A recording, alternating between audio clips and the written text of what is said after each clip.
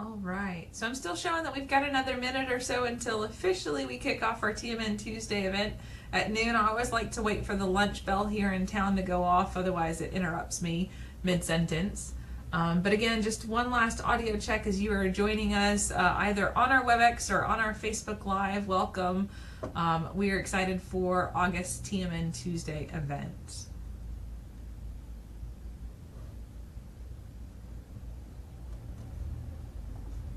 As soon as I get going, Michelle, the horn's gonna start going, and it's gonna interrupt me. I know it. Reminds me of summers at my grandma's. There was a pickle packing plant right next, like at the end of the block. And at noon, the bell would ring and the doors would open and the whole town smelled like pickles. That's awesome. Well, there goes the horn here in town, letting me know that it's noon and that it is time to get our TMN Tuesday event started. So we're going to jump into this with a quick tech check and then an intro into the Master Naturalist program and our TMN Tuesday event today. If you're joining us on our WebEx, please feel free to use the chat. If you're joining us on our Facebook Live, we'll answer questions afterwards. But to get us started, if you are new on our WebEx event, please don't worry. You cannot unmute or share your video, but that is on purpose. We typically have a couple hundred attendees, and we want to make sure that we're giving Craig the ability to be the only talking bird head on the screen today, and not a whole flock of birds. So when we get ready, Craig's going to have the full ability to be the only talking bird. If you have joined the webinar via WebEx and you are seeing me move slides and move my mouth, but you still can't hear us, you can't hear me tell you this, but please check your audio settings.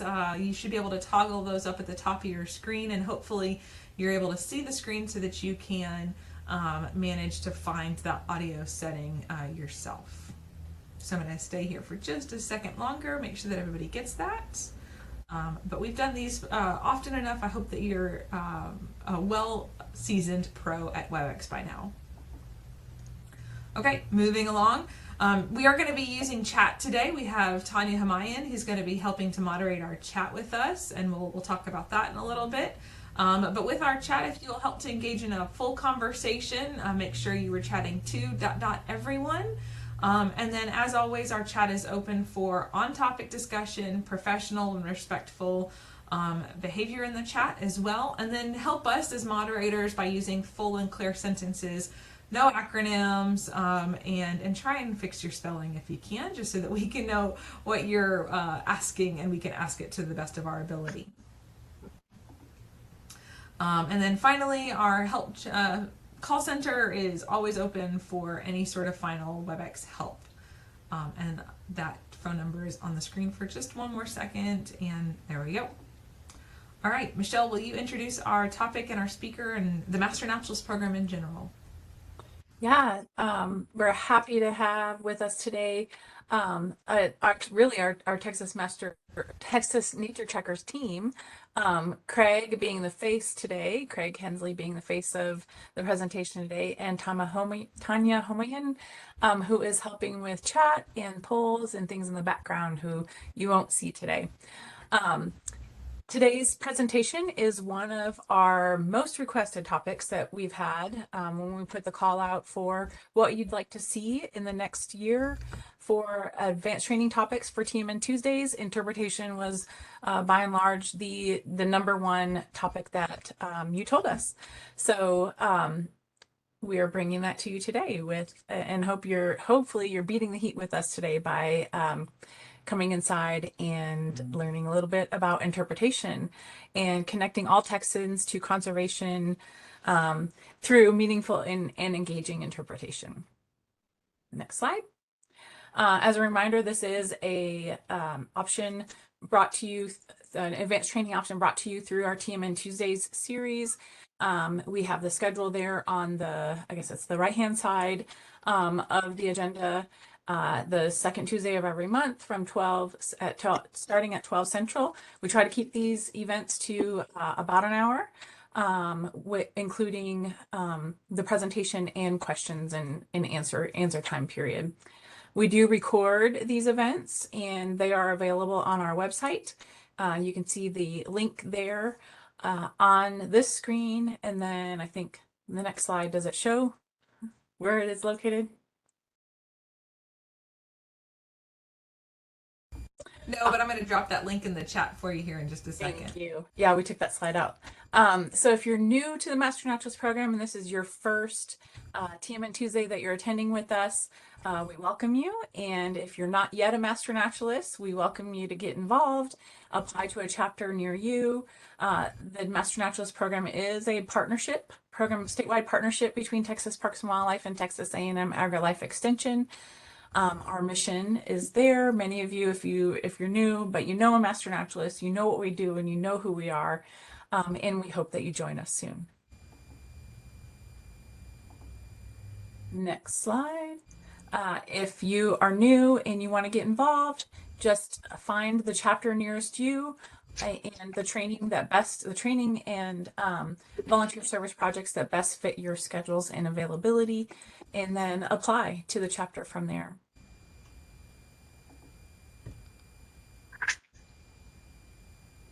We have our just a minute to plug some things going on in our program here. If you like this advanced training, then you're really going to love our Master Naturalist annual meeting, which is an advanced training focused event that is a statewide event. It's October 20th through the 23rd this year. Registration is now open. And throughout that 3 to 4 days, there is typically between 300 and 500, maybe 700 Master Naturalists who attend the annual meeting, and you get to meet people from all across the state, hear about their projects that they're doing, but most importantly, obtain all of your advanced training requirement for the program in one weekend for the entire year. And hear from really excellent speakers like Craig and Tania who will be there, and get to meet them in person. That's the celebrity part. No pressure, Craig. Jesus. Thanks for that. The etiquette again, as mentioned before, attendees are not able to mute and unmute, but the chat box is open. Please post your questions there and use again to everyone so that everyone sees the question. The session will account for up to 1 hour of advanced training. We anticipate today the session taking about an hour. And the recording will be posted on our website tomorrow. So those who are not able to attend today can still watch the recording for advanced training later on. And then lastly, we mentioned WebEx Help Guide already. And then there's a link to the WebEx Help Guide if you're continuing to have problems.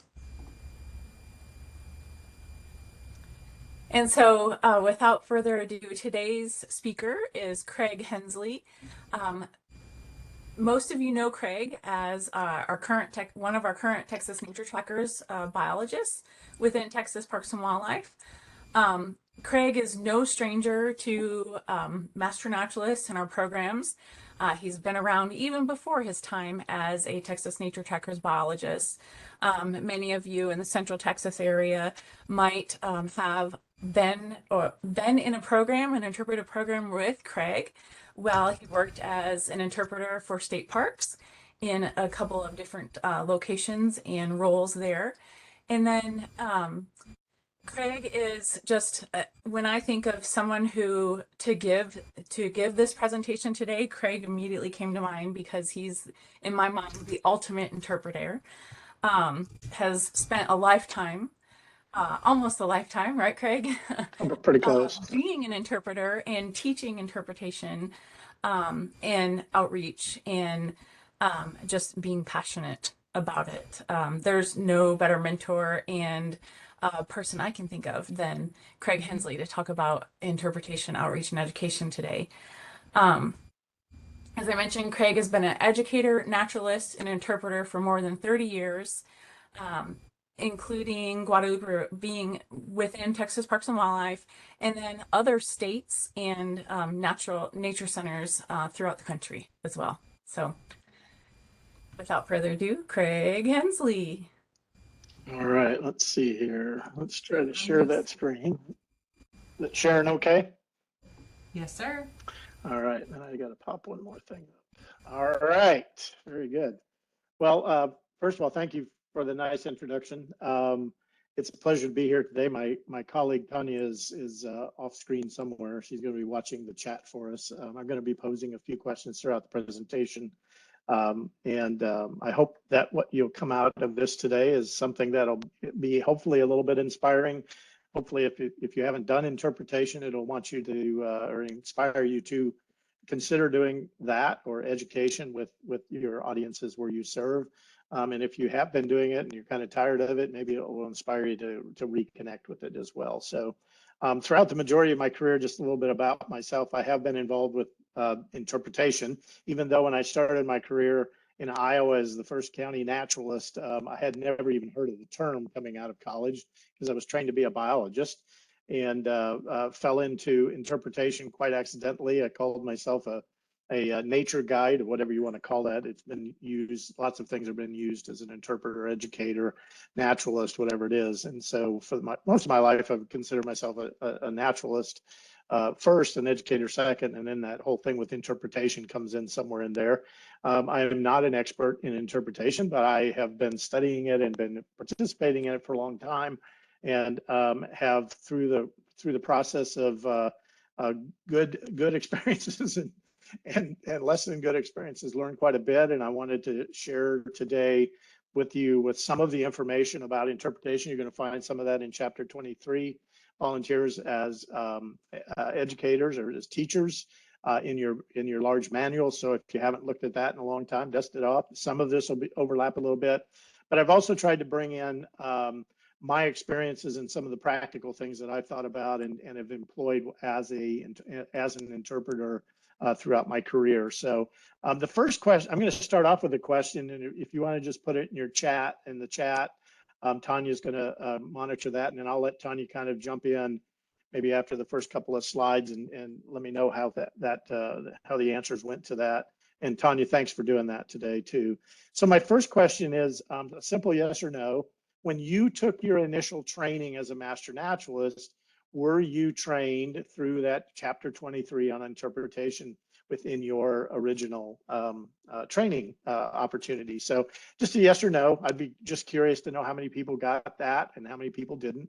And we're just going to jump right into what interpretation is. My hope is to talk to you about what it is, what it looks like, the different kinds of interpretation, then review some of the goals of interpretation, talk about some of the principles behind it. You may have heard of Freeman Tilden. You're going to get introduced to him today or reintroduced to him today. And then talk about you as the interpreter a little bit. And then we're going to kind of conclude with the idea of, does it matter? Does it work? Because one of the things we're trying to introduce, or the outcome of interpretation, is to answer the question, so what? So why should we care? And ultimately what we want people to do when we do any kind of interpretation or education in that regard is we want people to care. We want people not only to care, but then take that next step and actually get involved. Just like you have. You all have become master naturalists. You've demonstrated that you care. We're trying to get the whole world to do that as well. And it's a big task, and I'm glad you're here today and I'm glad for all of the experiences that you've already given, and hopefully there'll be many more in the future. So what is interpretation? I have combined a lot of different definitions and thoughts about interpretation. And basically, I think at its best, interpretation connects the person emotionally to that which is being interpreted. It uses those emotional connections to create caring for what is being interpreted. And then through that caring, we create an advocate for what is being interpreted. So hopefully we're building interest, building care, and then building action as a result of our interpretation. Another way to look at it is interpretation invites us on a path to explore the world we know but may not know about. It helps us remove our blinders and, in a sense, discover ourselves as we discover the wonders around us. And that's one of the most powerful parts of interpretation is we get the opportunity to learn as much as we want to about the resource which we hope to interpret. So it's not only a great tool for the public, it's a great tool for us. And there are lots of different kinds of interpretation. I want to start with this one. because I think this is one of the best interpretive, simple, best interpretive signs, if you will, that I've ever seen. And this was from Bob Mann, who was a real well-known, renowned interpreter in Illinois many years ago when I was a young man. And I ran across this and I just love it. It says, it's entitled, "I am an old time country lane. Now I have been officially vacated and closed." I never liked automobiles anyway. "I invite you to walk as folks have walked for generations and be friendly with my trees, my flowers, and my wild creatures." What a powerful statement. What a powerful invitation to explore, to learn, to get out there. And that's just one form. And in just those few words, what a powerful, powerful message. And of course, there's lots of different kinds of interpretation. There's static interpretation, where there's panels and signs. You've all seen those. Maybe a few of you have actually helped write them or design them. There are the static interpretation, other ones that are exhibits. So they can be formal, 3D type exhibits.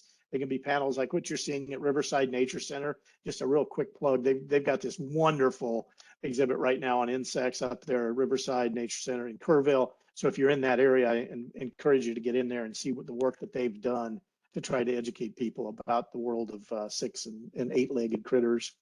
There's also, of course, this kind of interpretation that you've probably done. You may not think of it as interpretation. Maybe it's just education, but informal interpretation through festivals and booths, you're still getting the opportunity to interpret when you're in those settings, as I'm guessing many of you have been.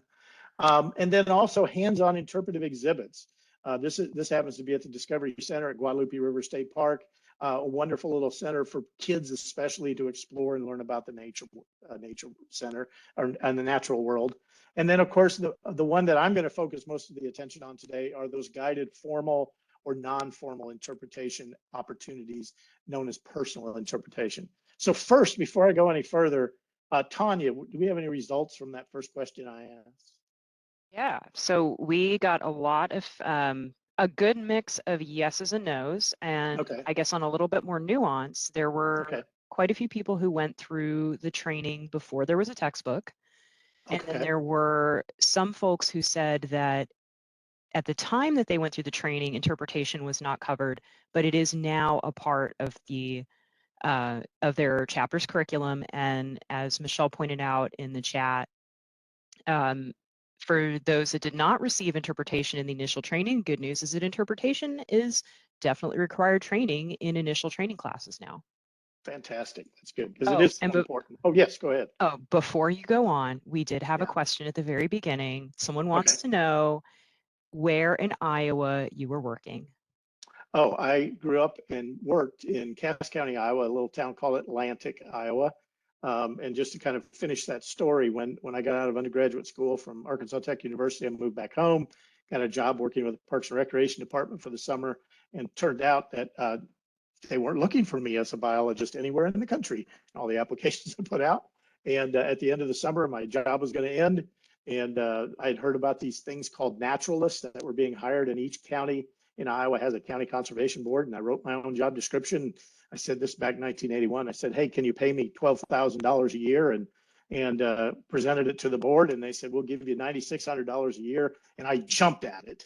And so that was my first job, the first job I created, and that's how I got into it. And that's a much longer story than the question that was asked, but kind of puts a cap on that story. So that's how I got my start back in my hometown. So it's pretty exciting. Hey, and while we're at it, before I move into the next thing, so the next question I have is at this point is let us know what kinds of interpretation you've done. We just reviewed some of those. Give us some feedback on that. And in a few moments, I'll ask Tania to give us all some feedback based on your answers. So thank you very much, Tania. So why do we engage in interpretation? Basically, there's 3 broad reasons. First of all, it's to deliver an organization's mission and then to enhance visitor experiences. Very, very, very important.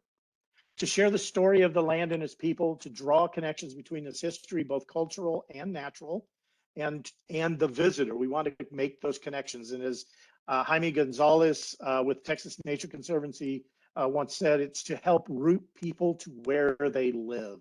I love that quote. I love that quote. And also to welcome all visitors to those spaces where they can create their own connections in order that they may come to join others in developing care for and stewardship of those resources. It's just like anything else. If we don't care about it, we're not going to be interested in helping it or helping protect it. So very, very important to do all three of those things as we do interpretation. So what are some of the essential qualities of interpretation? I'm going to use some that I think are important. A few from Sam Hamm, who's a world-renowned interpreter and trainer. And his the last book I have of his is Interpretation: Making a Difference on Purpose. And he brought up this concept of what's called TOR.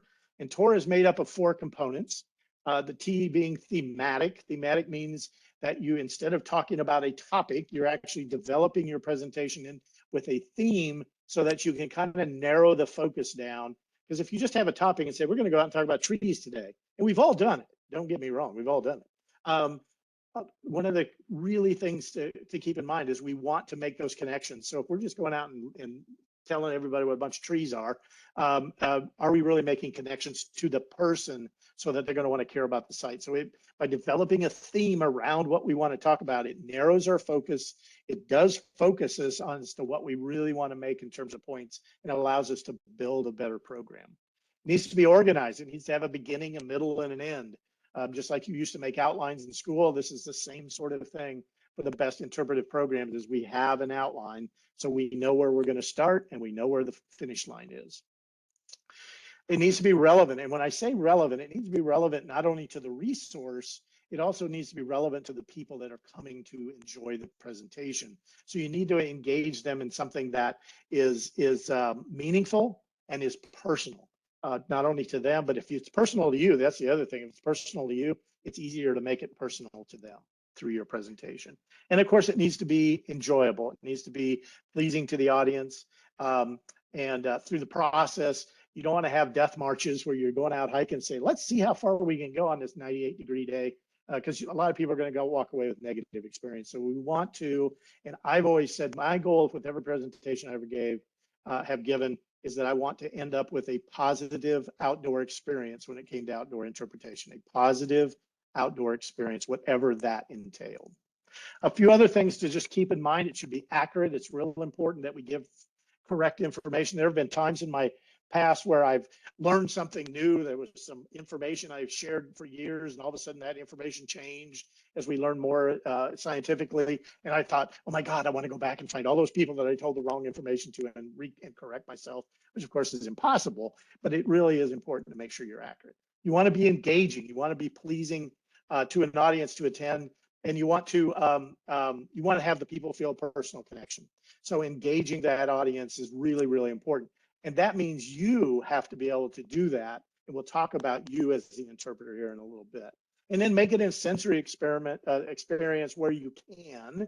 Obviously, you want to be very careful with things like taste, but a lot of people learn because of sensory. So sight, they need to hear it, they need to read it, they need to see it, all of those senses can be used to enhance interpretation and make it a much more memorable experience.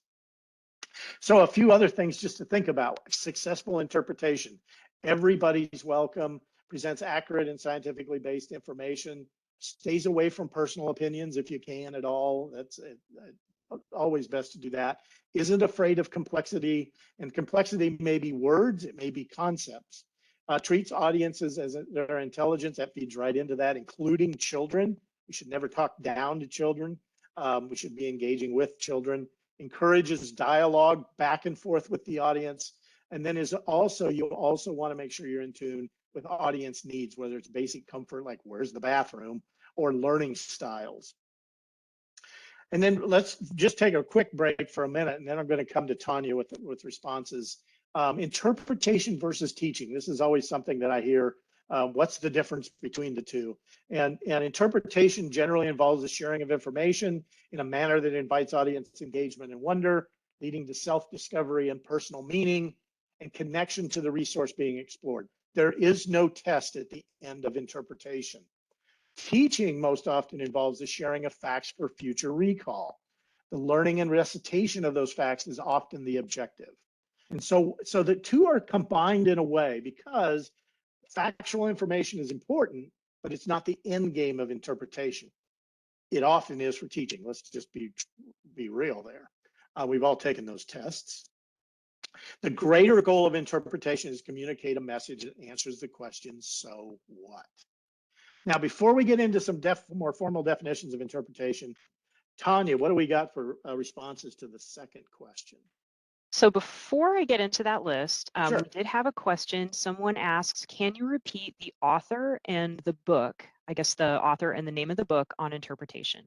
Yep, the author is Sam Ham. Yes, that's his name, Sam Ham. And the book is Interpretation, Making a Difference on Purpose. At the end of the presentation, there's a list of resources and that book will be in it, but that's what the book looks like right there. So that's one of the books that I rely on quite a bit. Okay, I just put that in the chat. Oh, thank you. And so responses that came in, kind of making some notes and just generally grouping them. We had a lot of people who responded that they did a lot of informal or personal interpretation, a lot of people doing guided hikes or walks in parks, natural areas, and along trails with both adults and kids. Some focused on particular taxa, plants, birds, butterflies, general ecology. We had a couple people who said they participated in guided kayak tours. Wow, very cool. State park hosts and people engaged in programming in state parks. Several people who responded they worked with school groups, staffing booths, writing articles, contributing material for static displays and signage in natural areas, and a couple of people who are formally trained docents at particular sites. Fantastic. Wow, that's a great diversity. I'm thrilled to hear that. I knew that kind of stuff was going on. The kayak thing was really cool. But all of that is very valuable. And thank you all for doing that kind of work out there in your volunteer efforts. So all of that makes a difference. So wonderful, wonderful. Thank you for sharing that. And thank you, Tania. All right, so let's get a little bit more academic, I guess, for a few minutes here. We're going to talk about what interpretation is, how it is defined officially, if you will. NAI, the National Association for Interpretation, which is a wonderful organization. You should consider or at least look into it. But they define interpretation as is a mission-based communication process that forges emotional and intellectual connections between the interests of the audience and the meanings inherent in the resource. You notice I highlighted the word emotional, and I did that for a reason. We'll come back to that down the road. Another wonderful book about interpretation, the one that I actually mostly rely on, is called The Gifts of Interpretation by Larry Beck and Ted Cable. And this is their definition of interpretation, and an informational and inspirational process designed to enhance understanding, appreciation, and protection of our cultural and natural legacy. I love that. Again, that word inspirational, harking back kind of to the heart a little bit. And then probably the simplest definition that I think really hits it all is from the former training manager for interpretation, David Larson. Sadly, I've watched some of his interviews on YouTube. An amazing guy, amazing guy. Unfortunately, he passed away a few years ago, but you can still look him up and listen to his interviews about interpretation. He is amazing, truly amazing. And he is obviously very missed in the interpretive world. But his definition was how to connect hearts and minds to places, objects, and other resources. So if you want to boil it down, there's a pretty good definition of interpretation by David Larson. And then, of course, we'll go to Freeman Tilden. Hopefully everybody here has heard of Freeman Tilden. If you haven't, you're going to officially right now. So his definition of interpretation, and oh, by the way, he was never an interpreter. He was a person that did a lot of other things in life, but he went to visit national parks. He was a thinker, a philosopher, and he wrote this wonderful little book that we'll talk about in a little bit. And his definition of interpretation through all of his observations over the years, was interpretation as an educational activity, again, bringing that word educational in, which aims to reveal meanings and relationships through the use of original objects by firsthand experience and by illustrative media, rather than to simply communicate factual information. And that last point is really, really important. When we're out interpreting, when we're doing our best interpretation, we're not doing data dumps. We're not out there telling them, showing them how much you know about every tree, or how much you know about all the geology, or all the people that lived all the way back in history, or every other thing. That's not the point of interpretation. The point is to build connections through storytelling, through, yes, some factual information, but weaving that together into that story of interpretation. But he developed 6 principles of interpretation, which every professional interpreter I know of, trained or otherwise, probably knows. We're going to spend just a couple of seconds on each one of these. First of all, principle 1 is any interpretation that does not somehow relate what is being displayed or described to something within the personality or experience of the visitor will be sterile. So the idea here is we want to try to appeal to the visitor. Why is the visitor there? Find out why the visitor's there. Ask them. They've seen a program title and said, hey, I'm going to go check this out. And the word that is really the most important thing in here, if I was in person, I'd be asking you to pick out that word. But with each of these 6, as you read through it, see if you can find the word before I share it. But that word here is relate. We want to relate to our audience. We want to relate the resource to our audience. If we don't have a relationship between the audience and the resource, they're not going to care about the resource. So it's very obvious that we need to be able to relate things. The other thing is generally, if it's not in front of you or around you or a part of that resource you're interpreting, leave it off the table for that, for your presentation as best you can. Try to stay current and in place. Principle 2 is information as such is not interpretation. Interpretation is revelation based upon information. And obviously the term here is revelation.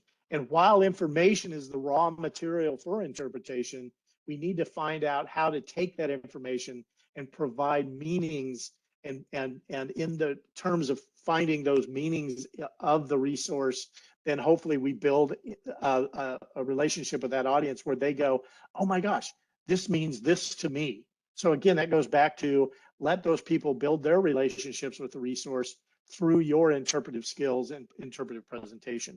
And I want to share with this poem by Walt Whitman. It's called When I Heard the Learned Astronomer.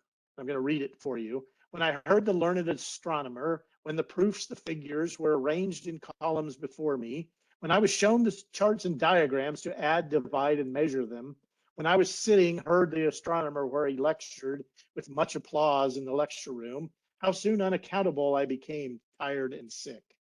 Till rising and gliding out, I wandered off by myself in the mystical moist night of air, and from time to time looked up in perfect silence at the stars.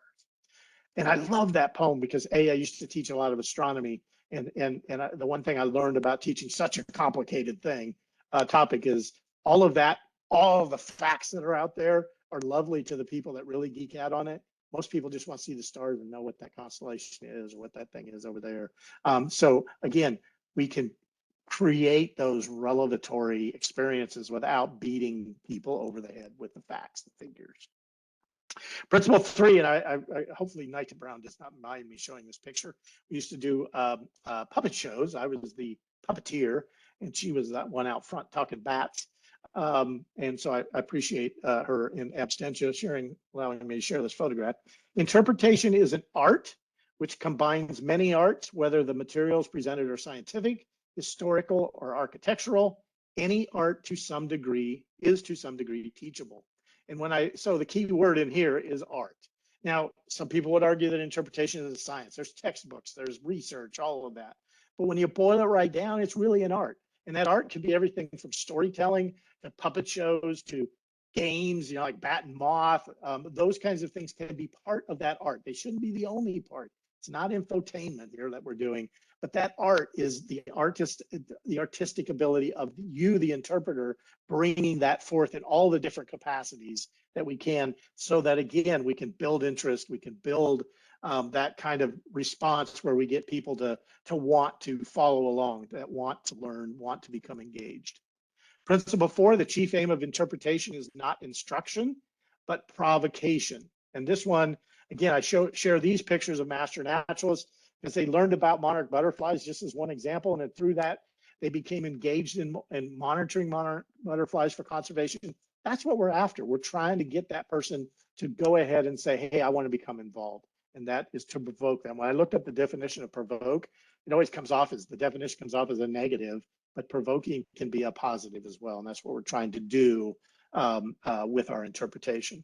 Principle 5, interpretation should aim to present a whole rather than a part and must address itself to the whole man rather than any phase. The key word here is whole. And so when you go to interpret this, so this picture is a picture of Old Tunnel State Park. That's the old railroad tunnel. There are a lot of stories associated. It's only a 10-acre park. It's a lot of stories associated with this 10 acres. Former land use, who was there before settlers were? Why did they build this tunnel? What was the story behind the reason of doing this by hand all those years ago? When they laid the tracks down, how long did the train run? What happened to the tracks after the train stopped running? Why did it stop running? So many questions to make a whole story. And then, of course, you can interpret the history of it, the human history of it. And of course, now it's a place to go see back. Those are all stories to create a whole, but you can't sit there in 1 hour and go, we're going to tell you everything we possibly can about Old Tunnel. So you have to be selective. You have to figure out what parts make a whole. Okay, there's lots of holes in that sense, but what parts can you take to make a whole part of that story? And then how does that relate to the whole person? Why are people may come to have fear of bats? They may be just curious. They may be railroad buffs. All of those things. How do we reach those all those parts of the people that come to visit us?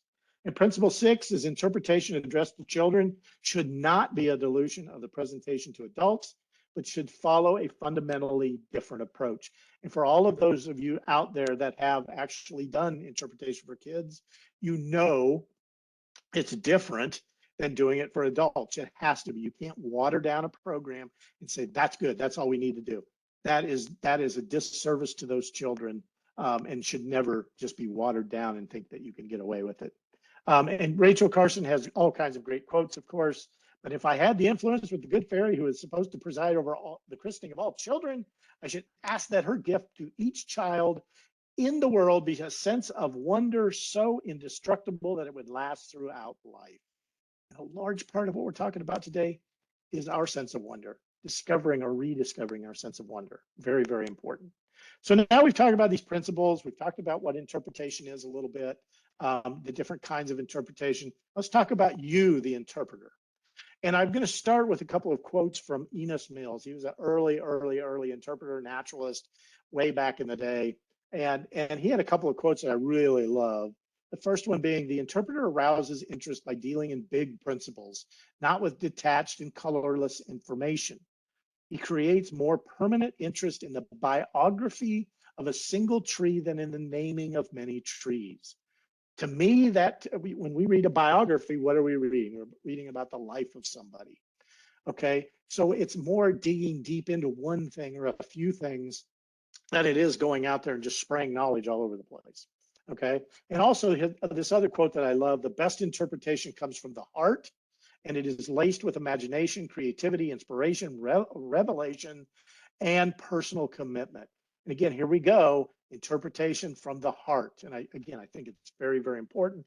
And to really drive that point home, Winston Churchill, I would have never guessed in an interpretive presentation, I would quote Winston Churchill of all people. But this is his quote: before you can inspire with emotion, you must be swamped with it yourself. Before you can move their tears, your own must flow. To convince them, you must yourself believe. And I think that's so much because personal interpretation is personal. It really, really is, I believe. So as an interpreter, what are you going to bring to the table before you start interpreting? You're going to be organized and ready to present. You're going to have a strong sense of wonder. We just talked about that strong sense of wonder. You're going to be genuine. Okay, be real. I mean, don't put on airs. And one of the things I've learned especially with kids, if you're faking it, they know it. And you all know that as well. You've run into that, I'm sure. Having a passion for and knowledge of the resource. So doing your homework is very, very important. You should have already done that before you start to present. You need to be a weaver of stories, an artist. We're going back to that principle. Be a weaver of stories. Share your stories because what that does is it opens up the entire audience. If you're willing to share a story about an experience you had in the natural world, then somebody else might raise their hand and go, hey, this happened to me. And all of a sudden you have a communication going and stories flowing back and forth, and you have got them in the palm of your hands. Be a lifelong learner about nature, about interpretation, and about people. Very, very important. And in a word, be caring. Just be caring about the resource, about the people that you work with, about yourself. And in terms of what makes an interpreter for the audience, what are you going to bring to the audience? Being on time. And these are some very simple things, but being on time is important, especially in this day and age. And I'm speaking as somebody who sometimes isn't on time. Be welcoming. You know, don't wait for them all to come in and then start talking to them, but welcome them there. Ask them, why are they there? Where are they from? All of those kinds of things. Addressing basic comfort of the audience. Where are the bathrooms? Where's this? Whatever it is that they need to satisfy those basic needs. Also, just understanding the interest of the audience, which you do by being welcoming and talking to them and finding out why they're there. You got to be adaptable. You got to be adaptable with your audience. Teachable moments, they come up all the time. Things that I've seen people, they're interpreting trees and a deer walks by and they ignore the deer because, well, we're talking about trees today. So you got to use those teachable moments. You got to be ready for weather changes, things like that. I've even had a case where I developed a program, I think it was wildflowers, and everybody that came to the program, once we started, nobody wanted to learn about wildflowers, they wanted to learn about something else. I think it was insects. So we grabbed the butterfly nets and we went out and caught insects and studied insects. We had to be ultimately flexible in that situation. Be open to changing your program, as I mentioned. Sometimes, you know, you just got to be ready for that. Having a passion for people of all backgrounds and experiences, and also an openness to learn about them and their experiences. We bring what we bring to the table, they bring what they bring to the table, and we don't always know what all those things are. There are cultural differences. You know, I might love snakes, but some members in my audience may think snakes are, I'm not doing anything with snakes. And if we don't ask, if we don't engage, we may not learn those things about our audiences. And then make sure you thank your audience. Remember I said, there's the beginning, the middle, and the end. The end is wrapping up. It's also thanking them for coming, taking their time to come and learn about the resource. And it's also then something that I've been terrible at my entire life is being open to accepting things. Don't blow it off. I'll tell you a story from years ago. I had a little girl at the end of a third grade program in Minnesota. She came to me up to me at the end of a geology program. We just climbed up a hill and found fossils and all kinds of cool stuff. And she came up to me and she wrapped her arms around my leg and she looked up at me and I looked down and she said, "This is the best day of my life."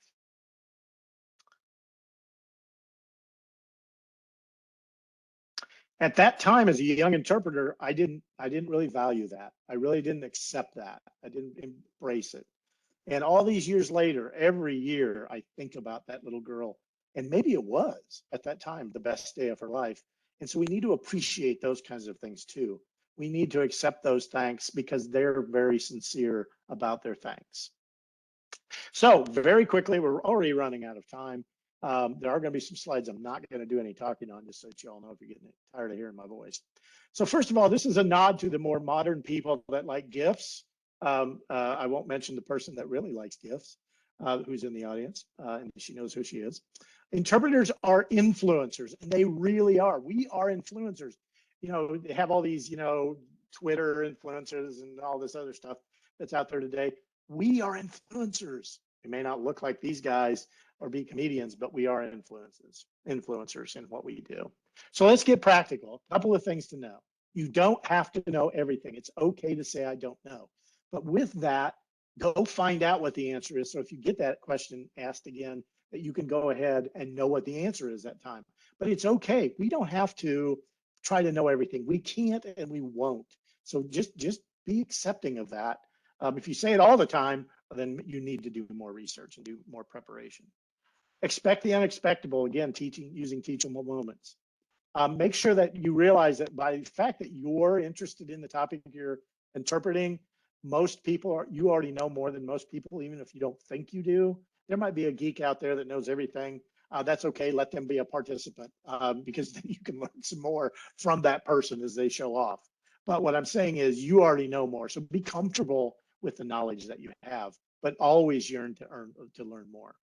When you go out in the field, a lot of times if you go for a bird walk, don't not carry a field guide, okay?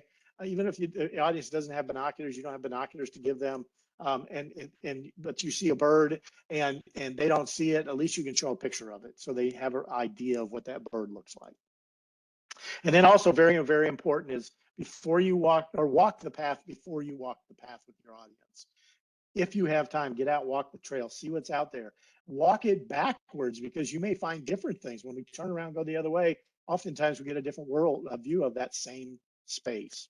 And then finally, be genuinely amazed. And I say that from the standpoint that even if you've seen or talked about the same thing 500 times, the audience in front of you may have never experienced it. So you have to keep that in mind. You have to be genuine and you have to be in the moment with that. So when all else fails, remember these basics. Every age matters. One of the challenges we have in interpretation is we tend to focus on fifth graders or we tend to focus on third graders when it comes to children. We need to get to every age. We need to get them in preschool and we need to keep them through high school. Very, very big challenge that we have. Engage with them. Make sure that you're not just standing off going, okay, you go do that. Be there and be part of that program. That you build connections, whether it's an adult audience or a children's audience. And obviously a lot of this is children focused. And then also be in the moment with them. If you're asking them to see something through a telescope, be there. You'll know if they saw it. You'll also know if they didn't see it. So be a part of that as you're involved. Explore with them outside. Don't just go, you guys go over there and look for those butterflies or whatever. Be out there looking with them, making discoveries with them. You're teaching them how to observe, okay? So be there with them. Get on their level, physically get on their level. I always think I'm only 6 feet tall, some days 5'11". One of the things that when I stand and look at little kids, I feel like, my God, I must be a monster to them. So I just want to get down on their level and make direct eye contact. Doing matters. We talk about process or product. A lot of times if you're teaching, it oftentimes is the product. Give me a test, recite all this stuff. In nature, and when we're doing nature interpretation, it's about the doing, okay? They may not catch 100 bugs in the water, but I bet they had a lot of fun. I bet they learned some things. They might even learn a new skill or two. So let them do things. And then also with that, of course, comes hands-on, hands-in. It's okay if they get dirty. You don't have to just have everything be a demonstration that you do. When possible, let them do the exploring. Talk with them, not at them. I love this photograph, an old bird banding friend of mine, Cliff.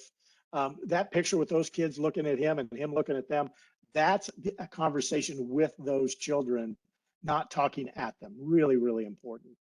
And then also provide the tools for self-discovery. A lot of times if we pass out these magnifiers, somebody's going to lose one. Well, you know what? A lot of those magnifiers cost 50 cents. What's more important, that the child learned how to use a magnifier and saw a close-up of a bug or a flower or whatever and went ooh and ah, or 50 cents? You determine. And then also when you can use real items, you can talk about the skull differences between a hawk and an owl. If you can get a hold of a hawk and an owl skeleton skull, use them. They're much more impactful. And then also make sure you let them know that they can figure it out and they will figure it out. Let them do the sharing, let them do the exploration, and let them discover that as well as you guide them. And then in terms of families, make sure you engage their parents too. Once parents are engaged, I've seen things where we've gone out and done insect programs in the past. I give nets to all the kids, and then an adult is standing back there, a dad is going, any chance I can have a net too? And I give them a net, and they go running across the field, and they catch a dragonfly, and their kids think they are the biggest hero in the world. So engage them so they're not just off talking about what movie they're going to watch on Saturday night or whatever. Pardon me, I've got to give a drink. Oh, I had a last question. Almost blew through it. What age groups have you worked with as a Texas Master Naturalist? And you could break it down however you want. You know, if it's pre-K, if it's first and third, if it's high school, whatever it is. But put that in the chat, and I'll ask Tania here in a couple minutes about that. And then also, just kind of finally, rediscover your sense of wonder. If you've lost it, we all had it when we were little. A lot of times life beats us down and we kind of lose that sense of wonder. Go out and rediscover your sense of wonder. I've always loved this picture of John Prentice. He got to hold that vermilion flycatcher and he was in heaven. You can tell right there. And then mostly have fun. If you're not having fun, your audience isn't going to have fun. And then why are you doing it? And that's a really tough question. Some people may not like it, but really it's true. And I'll leave you with a couple of other thoughts. The gift of passion. This comes from Beck and Cable. Passion is the essential ingredient for powerful and effective interpretation. Passion for the resource and for those people who come to be inspired by the same. And I put this picture of Kathy Downs in here. Some of you know, many of you may know who Kathy is. She has done more to educate people in the state of Texas and about monarch butterflies than anybody, and has done it passionately for so long. I think she says she's retired. She might be, but I'll bet you can talk her into something maybe. And I can't speak for her, but I learned so much from her, including her passion for monarch butterflies. She was an amazing, amazing mentor. And then there's the priceless ingredient. That book, that little textbook that Freeman Tilden wrote called "Interpreting Our Heritage," still in print. It's such an important book. He goes through all of this book about all of this stuff, and some of it's hard to read, it's big words and all that kind of stuff, and real heady stuff. And he gets down to the end of the book and he talks about this priceless ingredient. And when I've been trained in interpretation, I have never heard about the priceless ingredient until I read the book. And then I thought to myself, why isn't this taught more? So today you're being introduced to the priceless ingredient. If you love the thing you interpret and love the people who come to enjoy it, you need commit nothing to memory. For if you love the thing, you not only have taken the pains to understand it to the limits of your capacity, but you also feel its special beauty in the general richness of life's beauty. The 6 principles with which I began this book may be, after all, a single principle. If this should be so, I feel certain that the single principle must be love. And I bring that up because if you don't love it, why are you doing it? Right? You wouldn't read a book you didn't like. Why would you interpret if you didn't like it?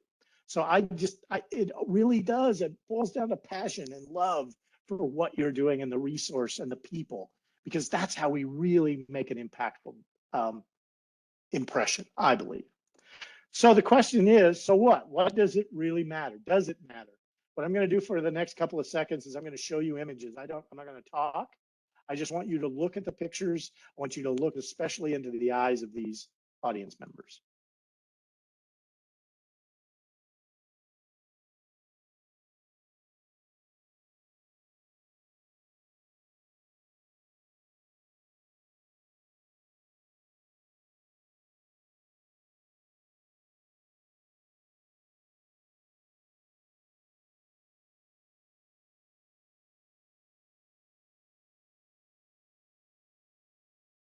And then I just want to leave you with this. If you're wondering if it makes a difference, Anna Keenan came to a program I was doing at Fontenelle Forest in Omaha, Nebraska, bird banding program as a 12-year-old.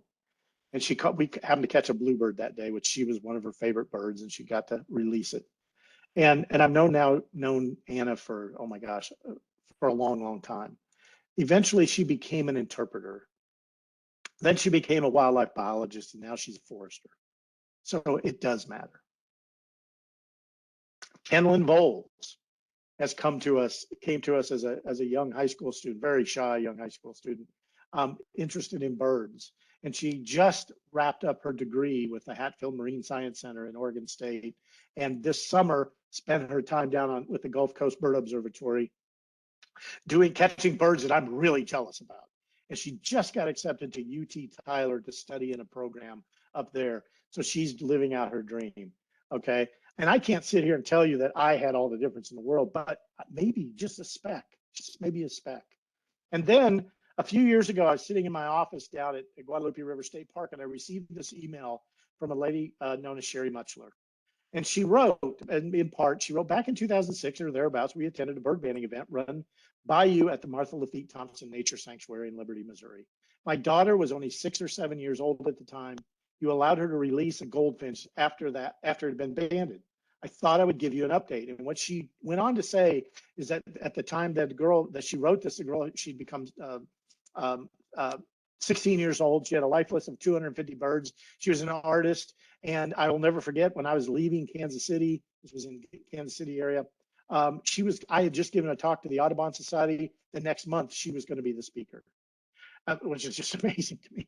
When we trace back my daughter's interest in birds, more like an obsession now, We are pretty sure it began with that first bird banding event with you. Birds have been our passion ever since. And Marky now has graduated from Louisiana State University, is a research technician at the Moore Lab of Zoology and Genomics Center in Louisiana. She has followed that passion into her career. So I know it matters. I know it matters. What we do matters. And I gotta tell you, and I apologize if I get a little emotional, but when you hear those things and you see those results, you know what you're doing counts.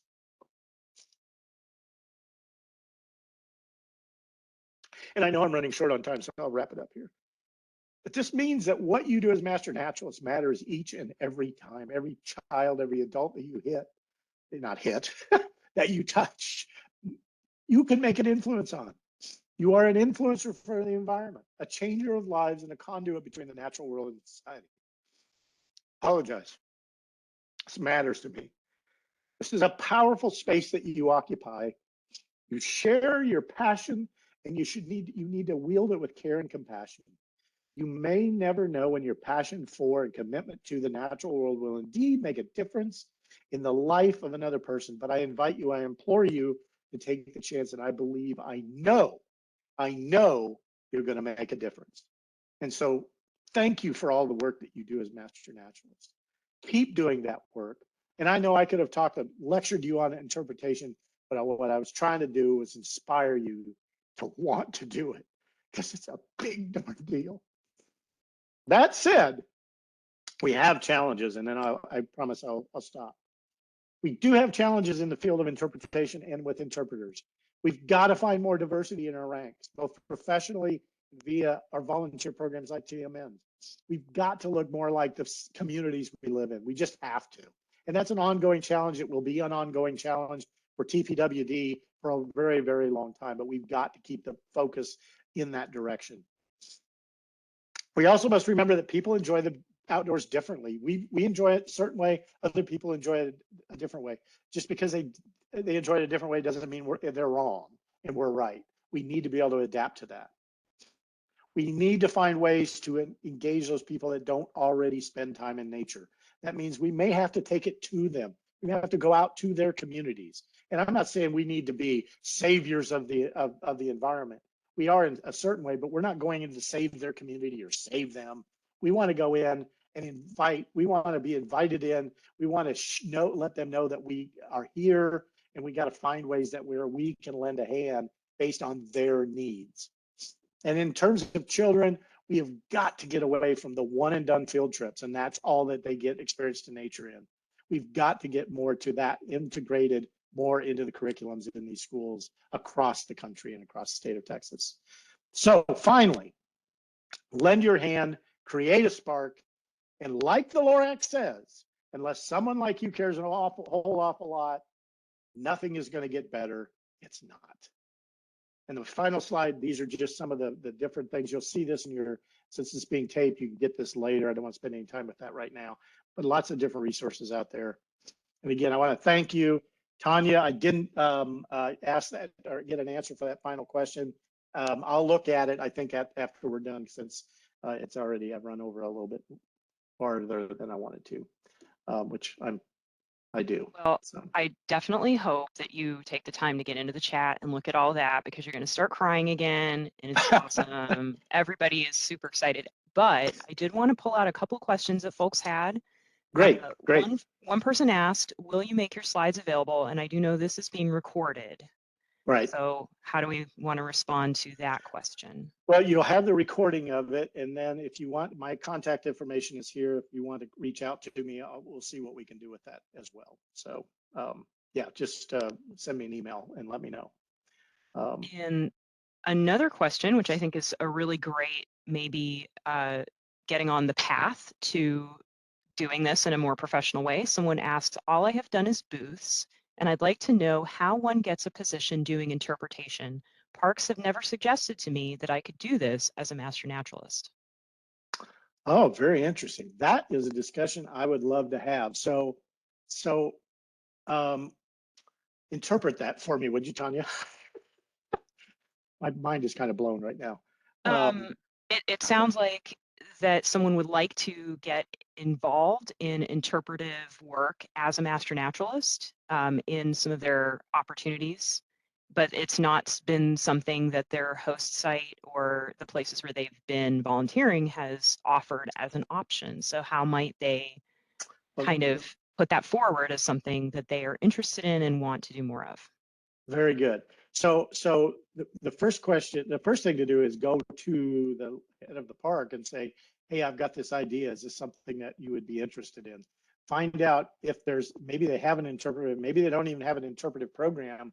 And that's where a master naturalist can maybe make some inroads where you can say, hey, I've got this interest in this topic and I'd love to provide a hike. Would that be okay with the park? The park superintendent is a lot, in a lot of the parks, at least in my experience, or the people who are kind of the gatekeepers, but there's also the assistant superintendent. So you can also reach out to the assistant superintendent and let them know what's going on out there. The other thing is I would really encourage you to check out the website for National Association for Interpretation. It's a professional organization. They have memberships. There's all kinds of things you can participate in there. The other thing is if your state park does have an interpreter, or if there's another state park nearby, reach out to that interpreter and find out more specifically what's going on with the state parks right now. I haven't been in it for about 4 years, so I'm a little out of touch there. But they also have regional interpretive specialists that you can reach out to. You can find those through our state parks webpage and reach out to them and see what the options are there. But I would start with the personnel in the park and see what you can do.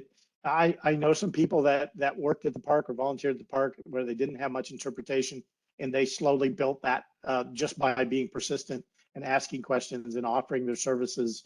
And with success, more success comes, more offers come, and more opportunities come as well. So I hope that helps answer the question. Again, reach out to me through email if you'd like to talk about that more. I'd be happy to talk with you about that.